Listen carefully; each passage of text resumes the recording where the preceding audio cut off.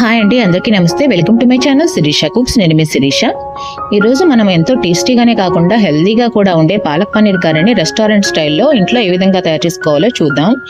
దీనికోసం ఒక పెద్ద కట్ట పాలకూరను మరుగుతున్న నీళ్లలో వేసుకోవాలి. పాలకూరని మరుగుతున్న నీళ్లలో 2-3 నిమిషాలు ఉడికించుకుంటే సరిపోతుంది. మరి ఎక్కువగా ఉడకాల్సిన పని లేదు. తర్వాత ఒక ఐస్ క్యూబ్స్ ని ఒక గిన్నెలో వేసుకుని ముందుగా రెడీ చేసుకోవాలి. పాలకూర ఉడికిన వెంటనే ఈ పాలకూరను ఈ ఐస్ క్యూబ్స్ ఉన్న బౌల్లోకి ట్రాన్స్ఫర్ చేసుకోవాలి. ఈ విధంగా చేయడం వల్ల పాలకూర రంగు మారకుండా ఉంటుంది, అలాగే ఎక్కువగా ఉడికిపోకుండా ఉంటుంది. ఇప్పుడు ఈ పాలకూరను ఒక మిక్సీ జార్లోకి తీసుకుని 1 ఇంచు అల్లం ముక్క, ఒక 10-12 వెల్లుల్లి రెబ్బలు, 4-5 పచ్చిమిరపకాయలు మీరు తినగలిగే కారాన్ని బట్టి వేసుకుని మెత్తగా గ్రైండ్ చేసుకోవాలి. ఇప్పుడు స్టవ్ వెలిగించి కడాయి పెట్టుకోవాలి. ఇందులో 1 టేబుల్ స్పూన్ నూనె వేసుకోవాలి. అలాగే 1 టేబుల్ స్పూన్ బటర్ కూడా వేసుకోవాలి. ఈ బటర్లో మనం ముందుగా క్యూబ్స్ గా కట్ చేసి పెట్టుకున్న పన్నీర్ ముక్కలు వేసుకుని ఫ్రై చేసుకోవాలి.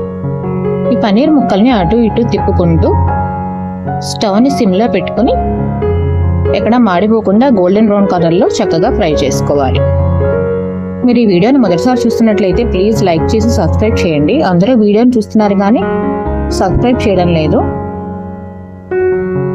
ఈ విధంగా వేగిన పన్నీర్ ముక్కల్ని ఒక ప్లేట్లోకి ట్రాన్స్ఫర్ చేసుకోవాలి. ఇప్పుడు అదే కడాయిలో మిగిలిన నూనెలో 1 స్పూన్ జీలకర్ర వేసుకోవాలి. అలాగే 1 ఇంచు దాల్చిన చెక్క, 4 లవంగాలు, 2 యాలకులు, 1 బిర్యానీ ఆకు కూడా వేసుకోవాలి. అలాగే 1 స్పూన్ కసూరి మేతిని కూడా వేసుకుని ఈ హోల్ గరం మసాలాని 1 నిమిషం పాటు ఫ్రై చేసుకోవాలి. ఇప్పుడు సన్నగా తరిగి పెట్టుకున్న ఉల్లిపాయ తరుగుని వేసుకోవాలి.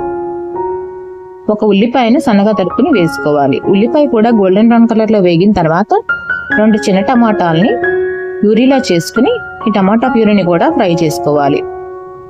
నూనె పైకి తేలేంత వరకు టమాటా ప్యూరీని ఫ్రై చేసుకోవాలి. తర్వాత మనం ముందుగా గ్రైండ్ చేసి పెట్టుకున్న పాలకూర పేస్ట్ వేసుకోవాలి. తర్వాత గ్రేవీ కన్సిస్టెన్సీకి తగ్గట్టుగా వాటర్ పోసుకోవాలి. అలాగే రుచికి తగినంత ఉప్పు కూడా వేసుకోవాలి. ఇప్పుడు వీటన్నిటిని బాగా మిక్స్ చేసుకోవాలి. ఇప్పుడు మనం ముందుగా వేయించి పెట్టుకున్న పన్నీర్ ముక్కల్ని కూడా వేసుకుని ఒకసారి మిక్స్ చేసుకోవాలి. ఇప్పుడు ఈ కర్రీని 2 నిమిషాల పాటు ఉడకనివ్వాలి. కర్రీ ఈ విధంగా 2-3 నిమిషాలు ఉడికిన తర్వాత 1 స్పూన్ గరం మసాలా, 1 స్పూన్ కసూరి మేతి కూడా వేసుకుని బాగా మిక్స్ చేసుకోవాలి. ఇప్పుడు కర్రీని మరొక 2 నిమిషాల పాటు ఉడకనివ్వాలి. ఇప్పుడు చివరిగా దింపే ముందు ఫ్రెష్ క్రీమ్ తో గార్నిష్ చేసుకోవాలి. ఈ ఫ్రెష్ క్రీమ్ ని కూడా కర్రీలో బాగా మిక్స్ చేసుకోవాలి. ఫ్రెష్ క్రీమ్ వేసిన తర్వాత కర్రీ ఎక్కువసేపు ఉడకకూడదండి, 1 నిమిషం పాటు ఉడికితే సరిపోతుంది. అంతేనండి, ఎంతో టేస్టీగా ఉండే పాలక్ పన్నీర్ కర్రీ తయారైంది. ఈ కర్రీ చపాతీ రోటీల్లోకి చాలా బాగుంటుంది. Thank you for watching.